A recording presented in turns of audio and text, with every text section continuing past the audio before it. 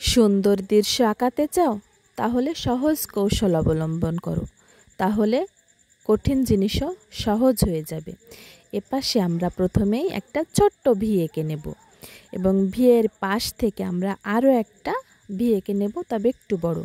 এরপরে এখান থেকে একটা বাঁকা করে দাগ টানবো এবং এপাশ থেকে একটা বাঁকা করে দাগ টানবো এবং নিচে আমরা শিকড় এঁকে দিলাম।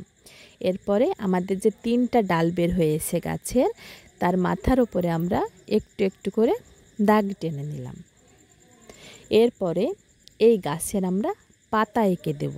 পাতা আঁকানোর জন্য রোল বা পেন্সিল দিয়ে তোমরা এভাবে ঢেউ কেটে দেবে এবং তোমরা গাছটা যতটা বড়রা করতে চাও ততটা পর্যন্ত শেপটা দিয়ে নেবে। দেখো আমি এবার একটা সোজা দাগ টেনে নিয়েছি এবং দাগের এখান থেকে ধরে ওপরের দিকে দেখো নিয়ে যাব এবং ওপর থেকে ধরে আবারও নিচ বরাবর নিয়ে আসব। এখান থেকে ধরে আমি আবারও ওপরের দিকে নিয়ে যাব এবং ওপর থেকে ধরে আবারও নিচের দিকে নিয়ে আসব। আমাদের এই দৃশ্যের 2টো পাহাড় হয়ে গেল। এরপরে আমি কি করব, এই মাঝখান থেকে ধরবো দেখো এবং বাঁকা করে এই সাইডে দাগ টানবো এবং এক পাশেও দাগ টেনে দেব। এভাবে আমরা বাঁকা বাঁকা করে 2 থেকে 3টা দাগ টেনে এই সাইডে মিলিয়ে দেব। এরপরে আমরা ছোট্ট করে চিকন করে এই দাগগুলোকে ডাবল করে দেব। আমাদের এই মোট 3টে দাগই ডাবল করতে হবে। আমি 3টে দাগকে ডাবল করে নিয়েছি। এটা মূলত আমাদের ধাপাড়, এটা মূলত আমাদের নদী। এখানে আমি একটা নৌকা আঁকাবো।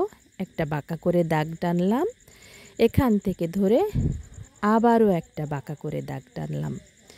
এরপরে এখান থেকে ধরে অর্ধবৃত্ত করলাম, ওপর থেকে ধরে টেনে দিলাম, এখান থেকে ধরে এটা মিলিয়ে দিলাম, এপাশ থেকে ধরে এটা মিলিয়ে দিলাম।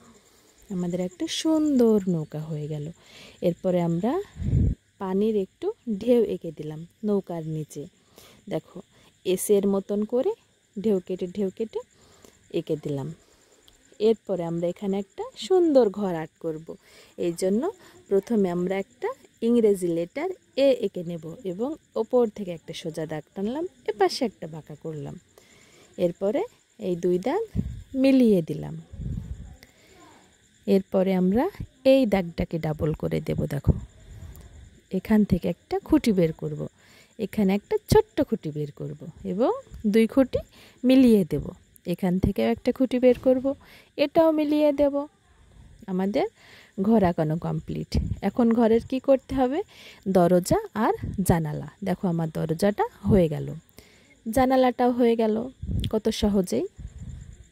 তোমরা চাইলে এভাবে খুব সুন্দর সুন্দর দৃশ্য পেতে পারো যদি চ্যানেলটা সাবস্ক্রাইব করে রাখো। এরপরে আমি কি করব, এই যে নিচে দেখতে পাচ্ছ এখানে আমি কিছু ঘাস এঁকে দেব।